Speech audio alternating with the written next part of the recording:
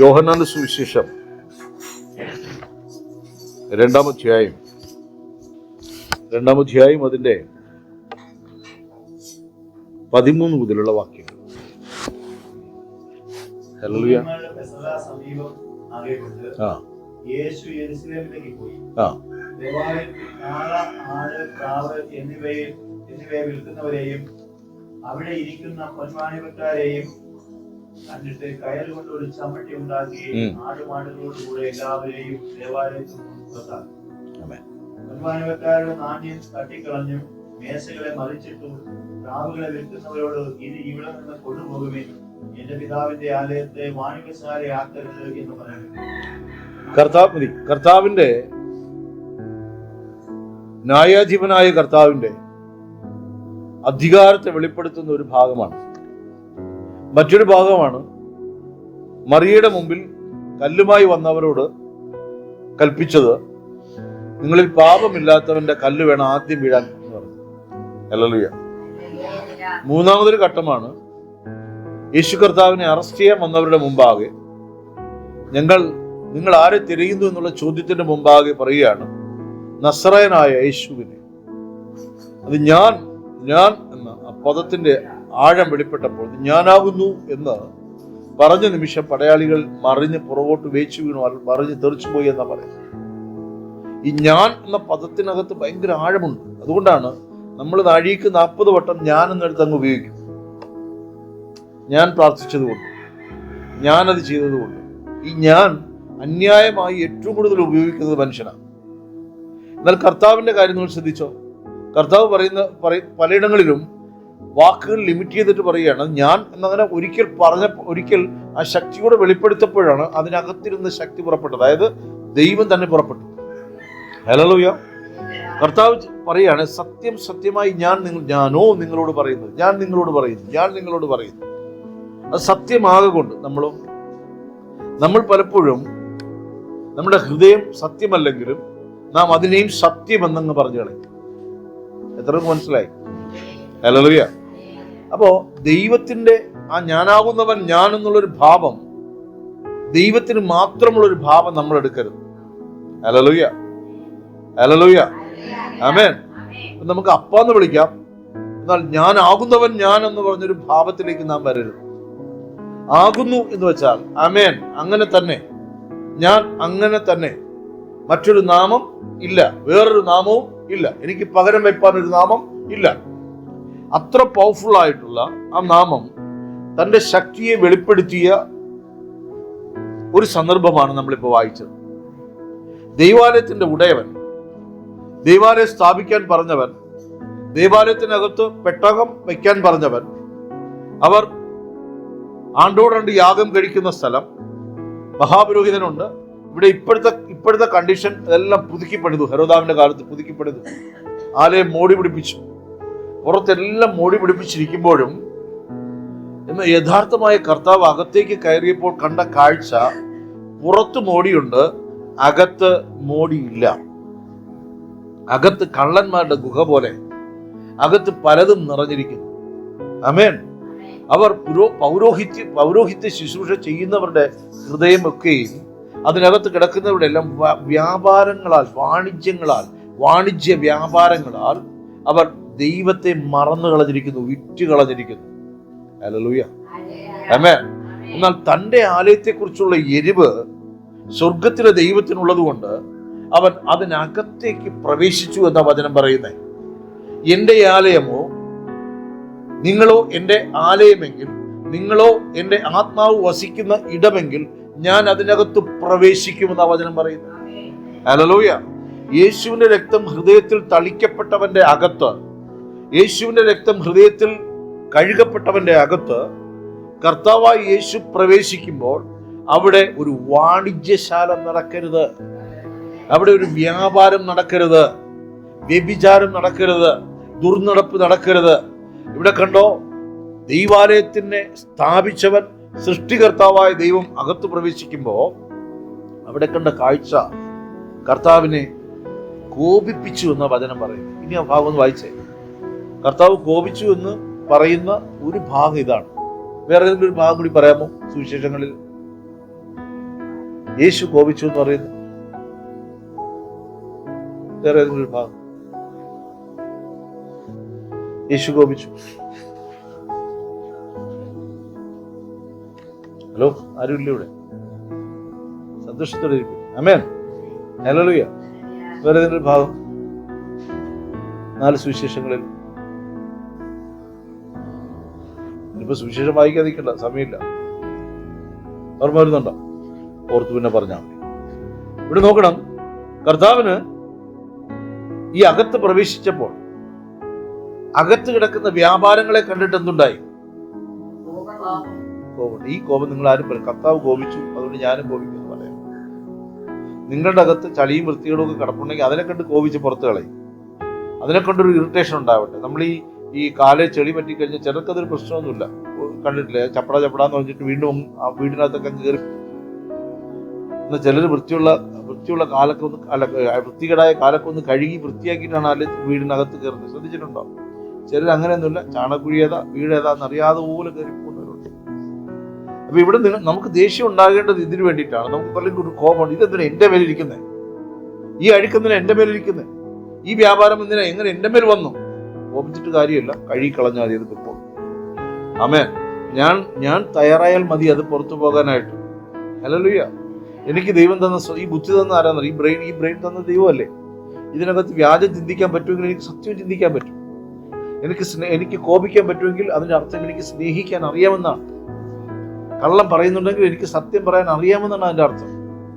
അറിഞ്ഞുകൂടാതെ ചിലർ പറയാനുണ്ട്, ഞാൻ അറിയാതെ വീണ് പോയി, അപ്പൊ അതിനോട് ക്ഷമിക്കണം. അത് ക്ഷമിക്കുകയല്ല കർത്താവ്. ആദ്യം പറയണ, കർത്താവെ ഞാൻ അറിഞ്ഞ് തന്നെയാ പാപം ചെയ്തേക്കുന്നത്. അതുകൊണ്ട് അതിന് കണക്കിടുന്നതെന്ന് പറയുന്നു. ഹല്ലേലൂയ.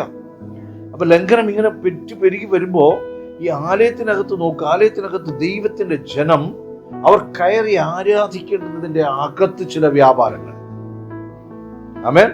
പരിശുദ്ധാത്മാവിൽ പറയുന്നു, യേശു കർത്താവിന്റെ രക്തം തളിക്കപ്പെട്ട സഭയ്ക്കകത്ത് ദൈവം പ്രവേശിക്കും. ദൈവസഭയ്ക്കകത്ത് ദൈവം ഉലാവുന്നു എന്ന് പറയുമ്പോൾ ഇവിടെ സാന്നിധ്യമുണ്ട്. ചിലർക്ക് കൺവെൻഷനൊക്കെ പറയുന്നത് കർത്താവ് ഇറങ്ങി വന്നിട്ടുണ്ട്, കർത്താവ് ഇവിടെ നിൽക്കുന്നുണ്ട് എന്നൊക്കെ പറയുമ്പോൾ പലരും പ്രതീക്ഷയോടെ നോക്കുക, എവിടെയാ നിൽക്കുന്നത്, അതിന്റെ പേരിൽ താഴെ ഇവിടെ നിൽക്കുവാണെന്നൊക്കെ നോക്കാറ്. ഞാൻ നോക്കിയിട്ടുണ്ട് ഉള്ളത് പറയാം. ആരംഭകാലത്തൊക്കെ ഇങ്ങനെ അന്തിച്ചു നോക്കിയിട്ടുണ്ട്, കർത്താവ് നീ എവിടെ ഇറങ്ങി നിൽക്കും. ഹല്ലേലൂയ. അപ്പൊ ഇത് കേൾപ്പിക്കേണ്ടവൻ ഇവിടെ വന്നിട്ടുണ്ടെന്നൊക്കെ പറയുമ്പോൾ അതൊരു ആലങ്കാരിക ഭാഷയാണ്. എന്നാൽ ദൈവവചനം കേൾക്കുമ്പോൾ അവന്റെ ഹൃദയത്തിന്റെ അകത്ത് ദൈവം ഉലാവണം. അവൻ നടക്കുന്ന ഒച്ചയല്ല നാം കേൾക്കേണ്ടത്. വൈകുന്നേരമായപ്പോ കാര്യം എന്തായെന്ന് ചോദിക്കാൻ വരുന്ന ഒരു കർത്താവിനെയല്ല, ഉഷസ്സിൽ പ്രഭാതത്തിൽ ഞാൻ കണ്ണു തുറന്നപ്പോൾ എന്റെ കൺമുമ്പിൽ എന്റെ കർത്താവ് ഉണ്ടെന്നതുപോലെയാണ്. ആമേൻ. അവൻ മയങ്ങുന്നില്ല, ഉറങ്ങുന്നില്ല. ഇസ്രായേലിന്റെ പരിശുദ്ധൻ, എന്നെ കാവൽ ചെയ്യുന്നവൻ എപ്പോഴും എന്നോട് കൂടെ ഇരിക്കുന്നുവല്ലോ. അവിടെ സങ്കീർത്തനക്കാരൻ പറയുന്നു, കൂരിരുളിന്റെ താഴ്വരയിൽ കൂടി നടന്നാലും എനിക്കൊരു അനർത്ഥവും ഭവിക്കാത്തതിന്റെ കാരണം കൂരിരുളിന്റെ താഴ്വരയിൽ കൂടി നടന്നാലും എനിക്കൊരു അനർത്ഥവും ഭവിക്കാത്തതിന്റെ കാരണം സങ്കീർത്തനക്കാരൻ തിരിച്ചറിയുന്നു ദൈവം ഉള്ളതുകൊണ്ട്. ആമേൻ. ഹല്ലേലൂയ. അതുകൊണ്ട് സഭയുടെ മഹത്വം, അത് സങ്കീർത്തനത്തിൽ എഴുതിയിരിക്കുമ്പോ പുതുനിയമ സഭയുടെ മഹത്വം, നിന്റെ ആലയം അശുദ്ധമാക്കരുത്. ഹല്ലേലൂയ. നിങ്ങൾ ദൈവത്തിന്റെ മന്ദിരമെന്നും ദൈവത്തിന്റെ ആത്മാവ് നിങ്ങളിൽ വസിക്കുന്നു എന്നും നിങ്ങൾ അറിയുന്നില്ലയോ? ഹല്ലേലൂയ. കുറെ മലീമസമാക്കുന്ന തോട്ട്സുകൾ, ചിന്തകളെ ദുഷ്ടൻ അതിനെ അവകാശം പറഞ്ഞ് ദുഷ്ടന്റേതാക്കി എടുക്കുമ്പോൾ ഞാൻ പറയണം, എന്റെ കർത്താവേ, എന്റെ ഈ ഉള്ളം, എന്റെ ഈ അകം എന്റെ കർത്താവിനായി ഞാൻ ദിനംപ്രതി ഒരുക്കി കൊടുക്കും. ഹല്ലേലൂയ. ഇപ്പൊ കർത്താവിടെ ഞാൻ ദൈവത്തിന്റെ ദാസം വന്നു, അപ്പൊ ഞാൻ ഇരിപ്പിടത്തിലേക്ക് വിളിച്ചിരുന്നു, ശരിയല്ലേ? അപ്പൊ എനിക്കൊരു അപരിചിതൻ വന്നു, ഇരുത്തോ? അയാള് എത്ര ശ്രേഷ്ഠനാണെന്നിരിക്കണം, അയാൾ ഒരു പക്ഷേ ട്രംപാണെന്നിരിക്കണം, ട്രംപിന് എനിക്ക് അറിയത്തില്ല, എങ്കിൽ ഞാൻ ട്രംപാണെന്ന് കേട്ടിരുത്തോ? ഇരുത്തത്തില്ല. ഇതുപോലെ ദൈവത്തെ അറിയുന്നവനാണ് ദൈവസഭ. ആമേൻ. യേശുവിനെ അറിയുന്നവരാകണം സഭ. ആദ്യ സ്നേഹം വിട്ട് ഓടിപ്പോകുന്നവരല്ല, വചനത്തെ അറിയുന്നവർ. അപ്പോൾ വചനം അവന്റെ അടുക്കൽ വരുമ്പോൾ അവൻ പെട്ടെന്ന് അവൻ്റെ ഒരു കാര്യം മനസ്സിലാക്കും, എവിടെയെങ്കിലും അല്ല എൻ്റെ കർത്താവിനെ ഇരുത്തേണ്ടുന്നത്, പ്രഥമ സ്ഥാനം തന്നെ കൊടുത്ത് എൻ്റെ കർത്താവിനെ ഞാൻ ഇരുത്തേണ്ടത് ആവശ്യം. ഹല്ലേലൂയ. ആൾക്കൂട്ടത്തിനിടയിലല്ല എൻ്റെ കർത്താവ് ഇരിക്കേണ്ടത്. അവൻ എൻ്റെ ഹൃദയത്തിനകത്ത് ഏറ്റവും ശ്രേഷ്ഠമായ ആ സ്ഥലത്ത് തന്നെ എൻ്റെ കർത്താവ് ഇരിക്കണം. ആമേൻ. നിങ്ങൾ കണ്ടോ, ഈ ശെഖേന ഇറങ്ങി വന്ന ആലയം, ഇവർ പെട്ടകത്തിൽ കൂടാരങ്ങളുടെ പുറത്തിറങ്ങി നിൽക്കുമ്പോൾ ആ പുറത്ത് നിന്നാ മതി. കൂടാരം 12 ഗോത്രങ്ങളും ഇറങ്ങി നിന്നാ മതി. ഈ സമാഗമന കൂടാരത്തിനകത്ത് മുകളിൽ നിന്ന് ഇറങ്ങി വരുന്ന സാന്നിധ്യത്തെ കണ്ടവരാണ്. ഈ ആലയം പണി നടക്കുമ്പോൾ അതിനകത്ത് ഒരു ശലോമിന്റെ ആലയത്തിനകത്ത് അവിടെ പറയുന്നു, പുരോഹിതന്മാർക്ക് പോലും അകത്ത് കയറുവാൻ കഴിഞ്ഞില്ല. അത്ര മേൽ തേജസ് നിറഞ്ഞ സ്ഥലം. ഹല്ലേലൂയ. പിന്നെ അത് പുതുക്കിപ്പെടുന്നു. പിന്നെ എല്ലാം ചെയ്യുമ്പോഴും നോക്ക്, അകത്ത് വെളിപ്പെടേണ്ടുന്ന സാന്നിധ്യം ഇവർ കാത്തിരിക്കുകയാണ്, ഇനി ഉയരത്തിൽ നിന്ന് വെളിപ്പെടുമെന്ന്. എന്നാൽ അതേ സാന്നിധ്യം അവരുടെ മുമ്പിൽ വന്നിട്ട് അവർ അറിഞ്ഞില്ല. ആമേൻ. നാം ഇങ്ങനെ ആകരുത്. ഇത് എഴുതി വെച്ചിരിക്കുന്ന പുതിയ നിയമത്തിലാണ്. യേശു കർത്താവ് കിഴക്കേ വാതിലിൽ കൂടി അകത്ത് പ്രവേശിച്ചു. അവൻ അകത്ത് വന്ന് അവിടെ അകത്ത് നിൽക്കുമ്പോൾ കാണുന്ന കാഴ്ച കണ്ട് സങ്കടം തോന്നി, കോപമുണ്ടായി. അത് ചെയ്തവരോട് കോപമുണ്ടായി. പരിശുദ്ധാത്മാവിനൊരു ദൂത് വിളിച്ചു പറയുന്നു, ദൈവാലയത്തിനകത്ത് ചെയ്യുന്ന പാപങ്ങൾക്ക് ശിക്ഷ വരാതിരിക്കേണ്ടതിന് പരിശുദ്ധാത്മാവുള്ളിൽ പ്രചോദനം തരുന്നുണ്ടെങ്കിൽ നിരപ്പിക്കപ്പെട്ടുകൊള്ളട്ടെ. ഹല്ലേലൂയ. ഹൃദയത്തിനകത്ത് എനിക്ക് വേണമെങ്കിൽ സുഖിപ്പിക്കാൻ വേണ്ടി കുഴപ്പമില്ലെന്നൊക്കെ പറയാം. അങ്ങനെ അല്ല പറഞ്ഞ കമാൻഡിങ് ആണത്. ആമേൻ. ആലയത്തിന് പുറത്തുള്ളതും അകത്തുള്ളതും രണ്ടും രണ്ടാണ്. ആലയത്തിനകത്തുള്ളതും പുറത്തുള്ളതും.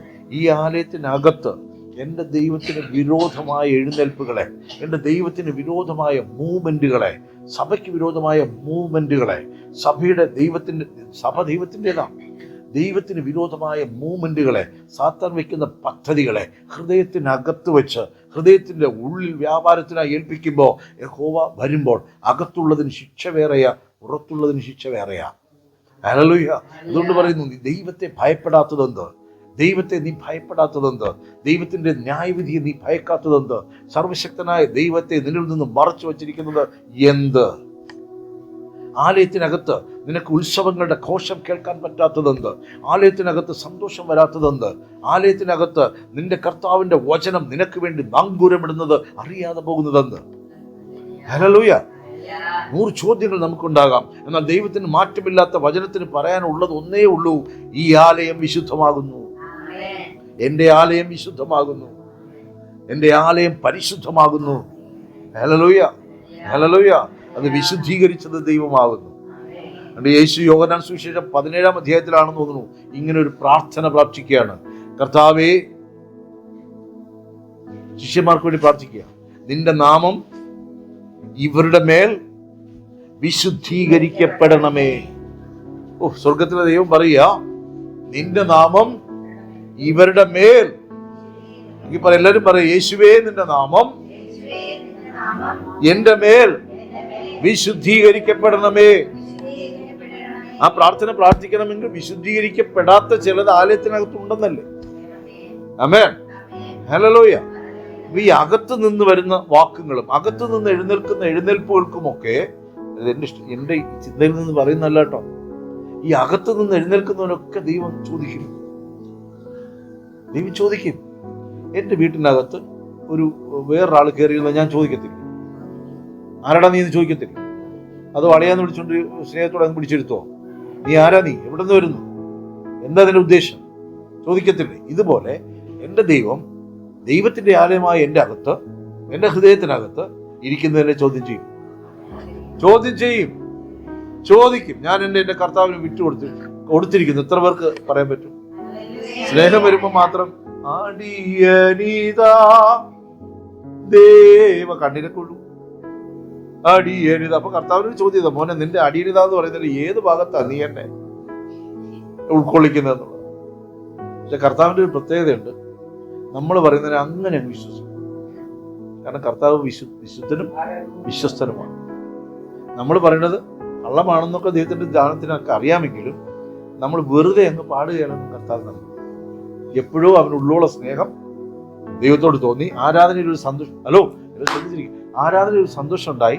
അപ്പോൾ അവനിങ്ങനെ പാടുകയാണ്, അടിയനിതാ.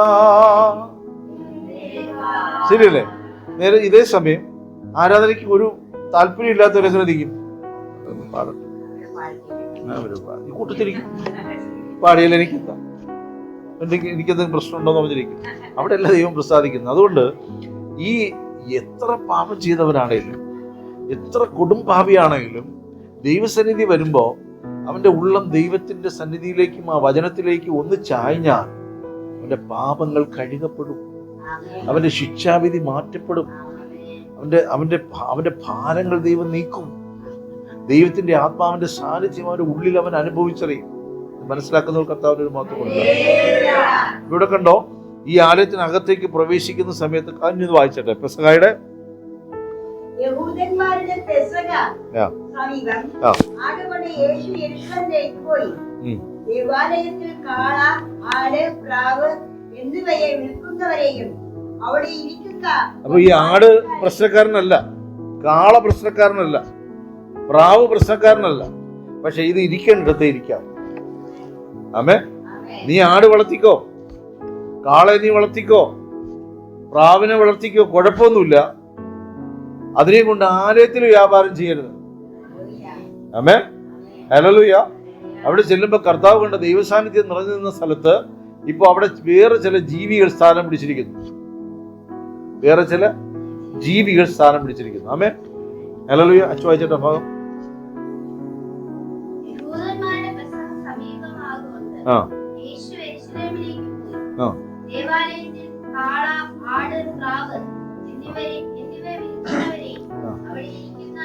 ദേവാലയത്തിൽ ഉണ്ടോ? ദേവാലയത്തിൽ കാള, ആട്, പ്രാവ്, പൊൻവാണിഭക്കാർ ഇല്ല എന്നിവ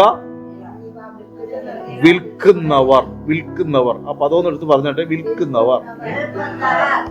ഇവ എവിടെ ഇരിക്കുവോ ഈ വിൽക്കുന്നവൻ? അപ്പന് കോപം ഉണ്ടായത് ആടിനെ കണ്ടിട്ടല്ല, അപ്പന് കോപം ഉണ്ടായത് പ്രാവിനെ കണ്ടിട്ടല്ല. അത് അപ്പന്റെ സൃഷ്ടിയാണ്.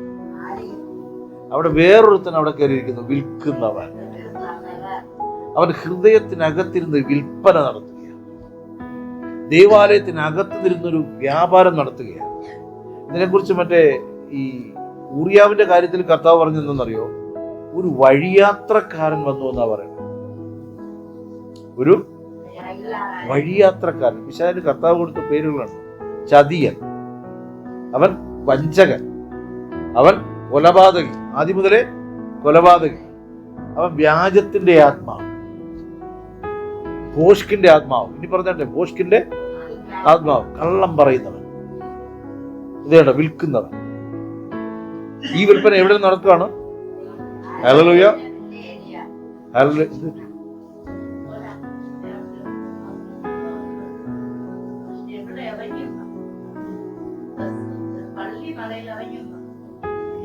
ആവശ്യമില്ല. ഓക്കെ, ആമേൻ. അപ്പോ ഇത് നിങ്ങളത് ശ്രദ്ധിക്കുക, ഡിസ്റ്റർബൻസ് ആകാതിരിക്കും. ശ്രദ്ധിക്കുന്ന ശ്രദ്ധ അറ്റൻഡോട് കേട്ടിരിക്കും. കാള പ്രശ്നമാണോ? ആട് പ്രശ്നമാണോ? പ്രാവ് പ്രശ്നമാണോ?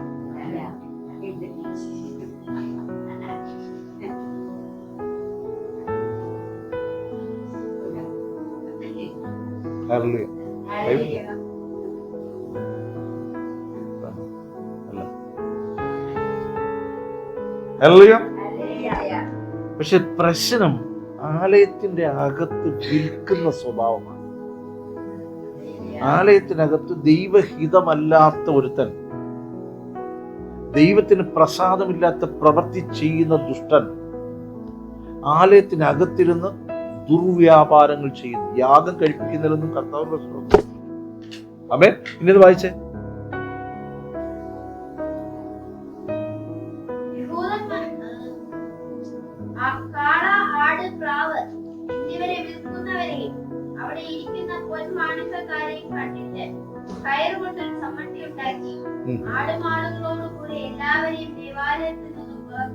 അപ്പൊ കർത്താവിന് കോപം ഉണ്ടായത് എന്ത് കണ്ടിട്ടാ?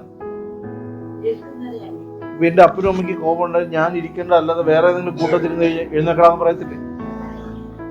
നീ ഏത് കൂട്ടത്തിരിക്കുന്നു എന്നുള്ളത് ഇമ്പോർട്ടൻസ് ആണ്. ഹല്ലേലൂയ. പിതാവ് നോക്കുമ്പോ പുത്രന്റെ കൂടെ ഇരിക്കുമ്പോ എഴുന്നേൽപ്പിക്കോ? ഇറക്കി വിടുവോ? ഹല്ലേലൂയ. അപ്പൊ പിതാവിന്റെ സാന്നിധ്യം ഇരിക്കേണ്ടുന്ന സ്ഥാനത്ത് വേറെ ചിലതിന്റെ കൂടെ ഇരിക്കുന്നത് കണ്ടിട്ടാണ്. അപ്പൊ കർത്താവിന് കാര്യം അറിയാം. ചെറിയ ശാസനം കൊണ്ട് നിന്ദ്യത്തിൽ ഒരു പർസനെ കൊണ്ടൊന്നും ഇവൻ പോവുകയല്ല. ഇവൻ പോകണമെങ്കിൽ ചാട്ട കൊണ്ടുള്ള അടി തന്നെ. ഹല്ലേലൂയ. ഇവൻ പോകണമെങ്കിൽ അടി അകത്ത്, ആലയത്തിനകത്ത് വെച്ച് തന്നെ ഇവൻ അടി കിട്ടും. ആമേൻ. ഇത്രയൊക്കെ മനസ്സിലായി. ഈ ചിലരുടെയൊക്കെ സംഘർഷങ്ങളുടെ അവസ്ഥ അതാണ്. ഈ പറഞ്ഞ ശരിയേത് തെറ്റേതെന്നുള്ളതല്ല, ശരിയും തെറ്റും കൂടെ പൊരുത്തപ്പെടാതെ വരുമ്പോൾ ഭയങ്കര യുദ്ധം നടക്കും. ആമേൻ. ശരിയും തെറ്റും കൂടെ പൊരുത്തപ്പെടുകയല്ല, അപ്പോൾ ഒരു ഭയങ്കര യുദ്ധം നടക്കും മനസ്സിനകത്ത്. ഹല്ലേലൂയ. അപ്പൊ ഇവിടെ അകത്ത്, ആലയത്തിന്റെ അകത്ത് കണ്ട് ഇതാണ് ഈ പരിപാടി. ഇപ്പൊ പ്രസംഗിച്ചുകൊണ്ട് എന്താണോ നിൽക്കുന്നത് അത് തന്നെ കേട്ടിട്ട് ഏത് വഴിക്ക് പോവാണ്? പല വഴിക്ക് അങ്ങ് പോവാണ്. അപ്പൊ ഓരോരുത്തരും അവനവന്റെ വ്യാപാരത്തിലേക്ക് പോയി കളഞ്ഞു. വേറൊരുത്തനെ ആലയത്തിലേക്ക് വിളിച്ചപ്പോ, ഇന്ന് ഒരാളെ വിളിച്ചപ്പോ പണിക്ക് പോവാണ്. വേറൊരുത്തൻ വരാന്ന് പറഞ്ഞിട്ട് പണിക്ക് പോവാണ്. അത് വചനമുണ്ട്. ഞാൻ വസ്തു നോക്കാൻ പോകുന്നു, കാളെ കൂട്ടിക്കാൻ പോകുന്നു, കല്യാണം കഴിഞ്ഞു. ഇവിടെ പറയുന്നു പലവിധ വ്യാപാരങ്ങൾ അകത്തുണ്ട്. കോൺസെൻട്രേറ്റ് ചെയ്യാൻ പറ്റുന്നില്ല. ദൈവസന്നിധിയിൽ എന്ത് ചെയ്യാൻ പറ്റുന്നില്ല? ശ്രദ്ധിക്കാൻ പറ്റുന്നില്ല.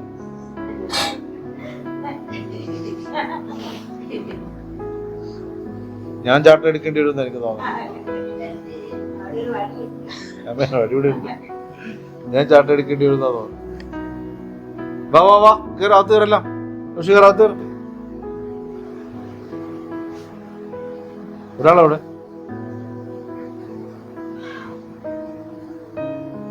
അവൻ യൂത്തിന്റെ ലീഡറായി, ഇഡീസിന്റെ ലീഡർ. വാ വാ, ഇരിക്കുക. പിന്നെ എന്റെ അനുവാദം ഇല്ലാതെ ആരും എഴുന്നേറ്റ് പോരുത്.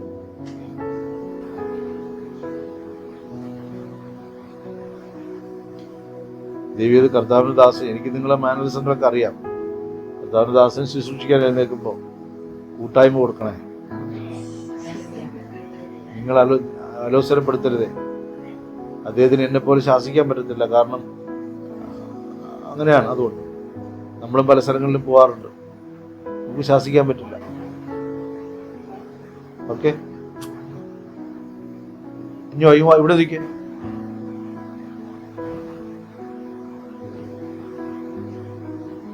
ഇനി വായിക്കാം.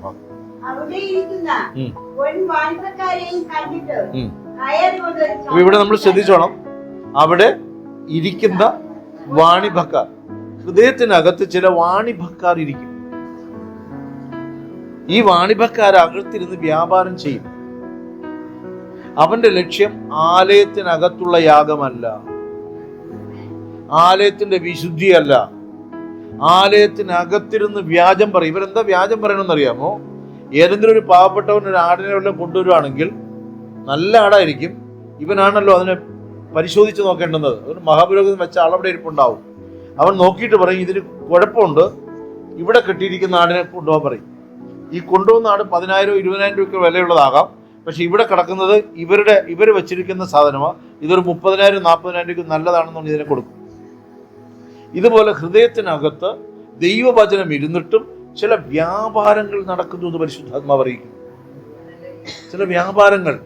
അതുകൊണ്ട് തന്നെ ആലയത്തിനകത്ത് ശ്രദ്ധിക്കാൻ പറ്റുന്നില്ല, ആലയത്തിനകത്ത് ദൈവ സാന്നിധ്യം തിരിച്ചറിയാൻ പറ്റുന്നില്ല. എന്തുകൊണ്ട് ഈ പുരോഹിതന് അറിയാൻ പറ്റാതെ പോയെന്നറിയാമോ? അവൻ വ്യാപാരങ്ങളിലാണ് ശ്രദ്ധ. ആമേൻ.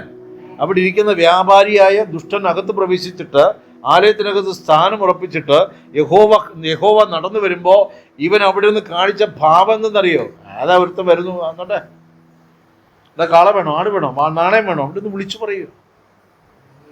ദൈവത്തിന്റെ മഹത്വം അകത്ത് വന്നിട്ട്, ദൈവം തന്നെയായവൻ അകത്ത് വന്നിട്ടും ആ മഹത്വത്തെ തിരിച്ചറിയാത്തവരെ പോലെ ഇവർ ഇരുന്നു കൊണ്ട് വ്യാപാരങ്ങൾ നടത്തുന്നു. ദൈവം ദൈവസഭയിൽ പ്രവേശിക്കുമ്പോ അറ്റ്ലീസ്റ്റ് ഒന്ന് എഴുന്നേറ്റൊരു ഹായ് പറയണ്ടേ, ഒരു സ്തോത്രം പറയണ്ടേ? ആമേൻ. ആ നാമം വിളിക്കാൻ ഭയപ്പെടുന്ന ജനം അവനെ കണ്ടിട്ട് ഭയപ്പെട്ടില്ല. ആമേൻ. ആ നാമം കണ്ടാൽ ഇപ്പോഴും പറയും പിന്നെ യഹോവ എന്ന് നേരെ പറയാൻ അവർക്ക് ഭയമാണ്. പക്ഷെ യാഹുവെ നേരെ വന്ന് നിന്നിട്ട് ഇപ്പുറത്തുനിന്ന് മുച്ചിട്ട് കളിച്ചോണ്ടിരിക്കുമ്പോൾ ഇരിക്കുക. അതുകൊണ്ട് സഭയോട് പറയുന്നു, വന്നിരിക്കുന്നവരോട് പറയുന്നു, നിന്റെ ഹൃദയം ദൈവത്തിങ്കൽ പറ്റിയിരിക്കുമാറാകട്ടെ. ആമേൻ. പിന്നെ ദൈവത്തെ ഭയപ്പെടുക എന്നുള്ളൊരു വാക്കിൻ്റെ ആഴം ഞാൻ പറഞ്ഞു തരാം. ഇപ്പോൾ ഉദാഹരണത്തിന് ഈ കുഞ്ഞുങ്ങൾ കളിക്കൂട്ടത്തിൽ പോയിരുന്നിട്ട് അവർ വേറെ എന്തെങ്കിലും ഒരു വേണ്ടാത്ത കാര്യം ചെയ്തുകൊണ്ടിരിക്കുകയാണെന്നിരിക്കട്ടെ. പെട്ടെന്ന് അവരുടെ സാർ അവിടേക്ക് എത്തി. സ്വാഭാവികമായിട്ട് ഇവരെന്ത് ചെയ്യും? ആരോ ഓടും എന്ന് പറഞ്ഞു, ഓടും. അതൊക്കെ നമ്മളെ തോന്നലാണ്, ഓടും എന്നുള്ളത്. ഇവർ വില്ലന്മാരാണെങ്കിൽ എന്ത് ചെയ്യുന്നറിയോ? വന്നിട്ട് അങ്ങ് പോകും, കണ്ടാലും കുഴപ്പമൊന്നുമില്ലെന്ന് പറയും. അവരെ ഭയം ഉണ്ടെങ്കിൽ എന്തു പറയും മോനെ? സാർ ഇവനാണ് എന്നെ കൊണ്ടിരുത്തിയെന്ന് അടുത്തിരിക്കുന്നവനെ ഉടനെ ഒറ്റ, ഞാൻ നല്ലവനാണ്, ഇവനാണ് എന്നെ ഈ കൂട്ടത്തിൽ, ഞാൻ അവിടെ പഠിച്ചുകൊണ്ടിരുന്നതാണ് എന്നെ വിളിച്ചോണ്ടെന്ന് പറഞ്ഞു. മൊത്തത്തിലൊരു അങ്കലാപ്പുണ്ടാവും. നമുക്ക് അതെങ്കിലും വേണ്ടേ? കർത്താവിന്റെ മുമ്പാകെ വരുമ്പോൾ അതെങ്കിലും വേണ്ടേ? നിങ്ങൾ ജീവന്റെ മുമ്പാകെ അല്ല വന്നേ, ഈ ദൈവദാസന്റെ മുമ്പാകെ അല്ല വന്നത്. നാം വന്നിരിക്കുന്ന ആരുടെ മുമ്പിലാണ്? നാം ദൈവത്തിന്റെ മുമ്പാകെ വന്നാലും വന്നില്ലെങ്കിലും കർത്താവിന്റെ രക്തം തളിച്ചിട്ടുണ്ടെങ്കിൽ കർത്താവ് കയറും. കർത്താവിന് കയറാനുള്ള എൻട്രൻസ് ആണ് അത് ബ്ലഡ്. ആ ബ്ലഡിൽ വേറെ ഒന്നും കലരാൻ അനുവദിക്കത്തില്ല. കലർത്താൻ ശ്രമിച്ചാലും പാഴ് വേലയെന്ന് മാത്രമേ ഉള്ളൂ. അപ്പൊ ഈ അകത്ത് കയറിയപ്പോ കണ്ടത് കണ്ടോ? ഇനി ഒന്നുകൂടെ വായിച്ചേട്ടാ ആ ഭാഗം. ഈ സമയത്ത് കർത്താവ് ഇപ്പുറത്ത് ചമ്മട്ടി ഉണ്ടാക്കണ കണ്ടിട്ട് ഉമ്മാര് തിരിച്ചറിഞ്ഞു. ഏതോ ഒരുത്തം വന്ന് വിൽക്കാൻ വേണ്ടി കയറി ഒരു ചമ്മട്ടി ഉണ്ടാക്കണമെന്നാണ് വിചാരിച്ചത്. എന്നുവെച്ചാൽ ഇവിടെ ഈ വ്യാപാരം നടക്കുമ്പോൾ സർവശക്തനായ ദൈവം ഇപ്പുറത്ത് നിന്ന് കയറ് കൊണ്ട് ഒരു ചമ്മട്ടി ഉണ്ടാക്കി. ശിഷ്യന്മാരെ ഏൽപ്പിച്ചില്ല. ന്യായാധിപനായ ദൈവത്തിന് തന്റെ ന്യായത്തെ വിധിക്കാൻ ആരുടെയും സഹായം ആവശ്യമില്ല. ഹല്ലേലൂയ. ഒരുത്തനെയും ഭയവുമില്ല. നമ്മളത് എടുക്കേണ്ട ദൈവം ഭയക്കുമെന്ന് ആരും കരുതരുതേ. അവരുടെ മുമ്പിൽ വെച്ച് ചമ്മണ്ടി ഉണ്ടാക്കിയിട്ട് തിരിച്ചറിഞ്ഞോ? എന്താ ഈ ചമ്മട്ടി എന്നറിയോ? ഇടതടവില്ലാതെ കേൾക്കുന്ന ഉപദേശങ്ങൾ, ഇടതടവില്ലാതെ സഭയ്ക്കകത്ത് പ്രവേശിക്കുന്ന ഉപദേശങ്ങൾ, കർത്താവിന്റെ ആത്മാവിൽ ചില വാണിംഗുകൾ, സൈൻ ബോർഡുകൾ ഇതായി ഉണ്ടായിക്കൊണ്ടിരിക്കുന്നത്, പറഞ്ഞുകൊണ്ടിരിക്കുന്നത്. ഇത് നീ കണ്ടിട്ടെങ്കിലും മാനസാന്തരപ്പെട്ടുള്ള, ഇത് കാണുമ്പോഴെങ്കിലും തോന്നണം, എടാ തടിയെടുത്ത് എന്തിനാണെന്ന് അറിയത്തില്ല. ഈ തടി കണ്ടവന് ഭയമുണ്ടെങ്കിൽ ഉടനെ മനസ്സിലാകും അടി വരും. അവൻ ഓടിക്കൂടാർത്തി കയറി നേരെ എടുത്ത് വെച്ച് ബുക്ക് എടുത്ത് വെച്ച് പഠിക്കാൻ തുടങ്ങും. ഇപ്പൊ വരും അടി. കണ്ടിട്ടില്ലേ? നമുക്കതുമില്ല. എത്ര പേർക്ക് മനസ്സിലായി? ഹല്ലേലൂയ. അപ്പൊ ഈ ചമ്മട്ടി ഉണ്ടാക്കുന്ന ഒരു സമയമുണ്ട്, മാനസാന്തരപ്പെടാനുള്ള സമയം, വ്യാപാരങ്ങൾ നിർത്താനുള്ള സമയം. ചമ്മട്ടി ഉയരും. ആ ചമ്മട്ടി മേൽ പതിക്കുന്നതിന് മുമ്പ് മനം തിരിഞ്ഞുകൊള്ളുക. പുറത്താക്കപ്പെടുന്നതിന് മുമ്പ് മനം തിരിഞ്ഞുകൊള്ളുക. അവന്റെ കൈയും കാലും കെട്ടി ഏറ്റവും പുറത്തുള്ള ഇരുട്ടിലേക്ക് എറിഞ്ഞു കളയുമെന്ന് കർത്താവ് പറഞ്ഞു. എപ്പോഴെന്നറിയോ? വസ്ത്രമില്ലാതെ കയറിയവൻ. ആമേൻ. ബാക്കി വായിച്ചാട്ടെ.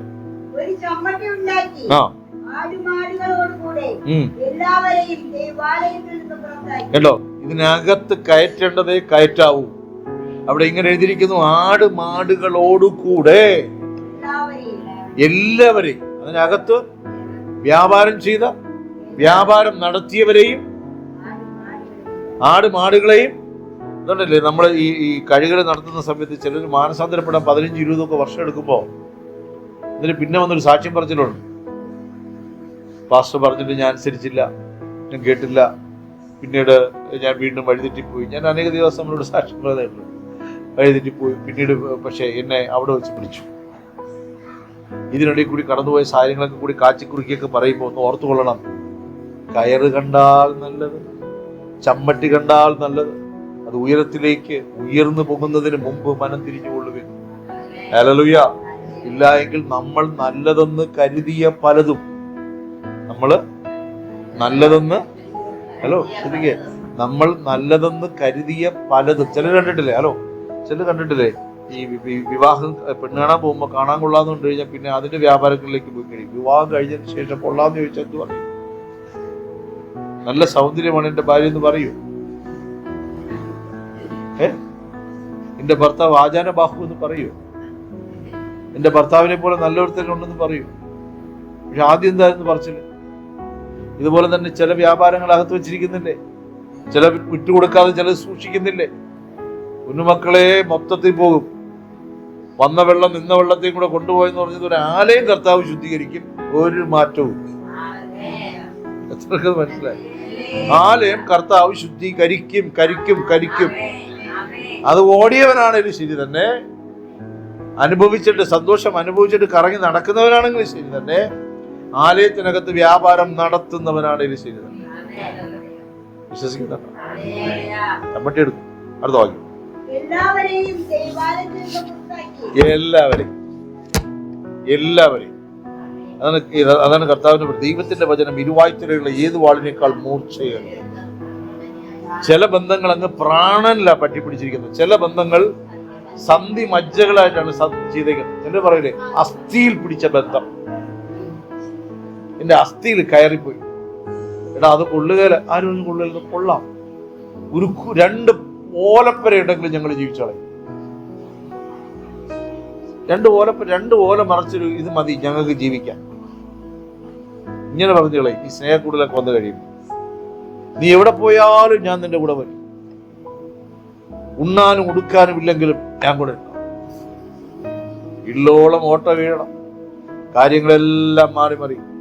ഇവിടെ കണ്ടോ, ഇവിടെ കർത്താവ് പറയുന്നു, ഞാനല്ലാതെ മറ്റാരും നിന്നെ ഇത്രയധികം സ്നേഹിക്കുകയില്ല. എന്നാൽ നീ സ്നേഹമെന്ന് കരുതുന്ന പലതും അടപടലം അടിച്ചു പുറത്താക്കി കളയും ദൈവത്തിന്റെ ആത്മാവ്.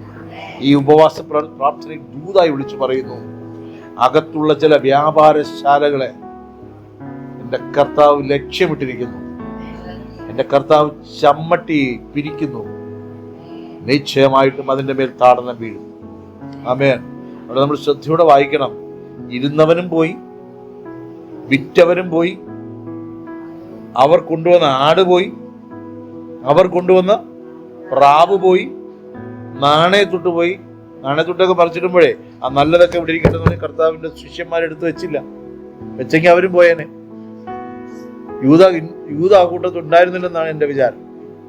യൂദ ഉണ്ടായിരുന്നെങ്കിൽ അതിൽ നിന്ന് സുവിശേഷം ചെയ്യാനെന്ന് പറഞ്ഞിട്ട്, എല്ലാം സുവിശേഷം ചെയ്യാന്നുള്ളതല്ല കേട്ടോ. എല്ലാ പൈസയും സുവിശേഷത്തിന് കൊള്ളാന്നുള്ളതല്ല. അടിച്ചെല്ലാം പുറത്താക്കി കളഞ്ഞു. ആ വാക്കെന്ന് പറഞ്ഞിട്ട് അടിച്ച് എല്ലാം പുറത്ത് ആക്കി കളഞ്ഞു. ആമേൻ, ആമേൻ, ആമേൻ. എന്നെ വായിച്ചേ. തൂക്കിക്കളഞ്ഞു. അടുത്തത് തൂക്കിക്കളഞ്ഞെന്ന് പറഞ്ഞാൽ ശരിയാ. തൂക്കിയെടുത്ത കളഞ്ഞു.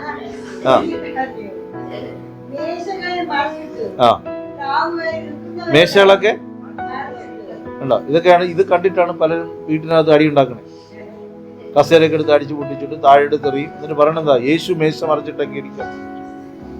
എന്റെ പൊന്നു കുഞ്ഞെ, നിന്റെ അകത്ത് മേശ വെച്ച് വ്യാപാരം ചെയ്യുന്ന ആ മേശ നീ മറിച്ചിട്. അതിനൊന്നും മറിച്ചിടാൻ മനസ്സ് വയ്ക്കരുത്. അതിന് താങ്ങ് വെച്ചു കൊടുത്ത് ചരിഞ്ഞ് കിടക്കുന്നുണ്ട്. കുട്ട നേരെ കിടന്നു. തലയണ തലയണില്ല, ഇത് തലയണ കൊണ്ട് വെച്ചു. ഈ പരിപാടി നിർത്താനാ പറഞ്ഞു. മേശയെ മറിച്ചിട്ടു. അടുത്ത്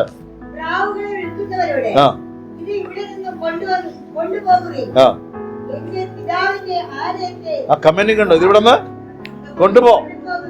ഇതിനെക്കാണ് ദിവസം പറഞ്ഞു, യേശുവിന്റെ അധികാരമുള്ള നാമത്തിൽ ഭർഷിക്കുന്നു. എടുത്തോണ്ട് പോ. നിനക്ക് ഇതിനകത്ത് കാര്യമൊന്നുമില്ല. നേരത്തെ പ്രാർത്ഥിക്കുമ്പോൾ ഞാനൊരു കാര്യം കാണാം. ഈ മുള്ളു കമ്പി കൊണ്ട് കാലുകളെ ബന്ധിച്ചതുപോലെ കെട്ടിവെച്ചേക്കുന്നു. അപ്പൊ അതിനകത്ത് മുറിവുകളൊക്കെ ഒന്ന് പഴുപ്പും ഒക്കെ ആയിട്ട് ആകെ വികൃതമായിരിക്കും. അപ്പൊ ഞാനിവിടെ നിന്ന് ആത്മാവിൽ പോറ്റതിനെ കൊണ്ടുപോ. ഇതിനകത്തത് വേണ്ട. ഹല്ലേലൂയ. എവിടെ കേട്ടോ? പ്രാവ് പറന്ന് നിൽക്കും. പ്രാവിനെ എടുത്തോണ്ട് പോടാന്നാ പറഞ്ഞേ. നീ കൊണ്ട് വെച്ചതിനെ നീ എടുത്തോണ്ട് പോ. ആലയത്തിനകത്ത് അത് വേണ്ട. ആമേൻ, ആമേൻ. ആലയത്തിനകത്ത് ശെഖേന തന്നെ മതി. ആമേൻ. രക്ഷിക്കപ്പെട്ടവന്റെ അകത്ത് രക്ഷകൻ മതി, സമാധാനം മതി, സ്വസ്ഥത മതി, സൗഖ്യം മതി. വിശ്വസിക്കുന്ന കർത്താൻ മുഖത്ത് കൊടുത്താൽ. ആമേൻ. ആ വാക്യം ഒന്ന് വായിച്ചിട്ട് ഫൈനൽ വാ. അതല്ല, പ്രാവുകളെ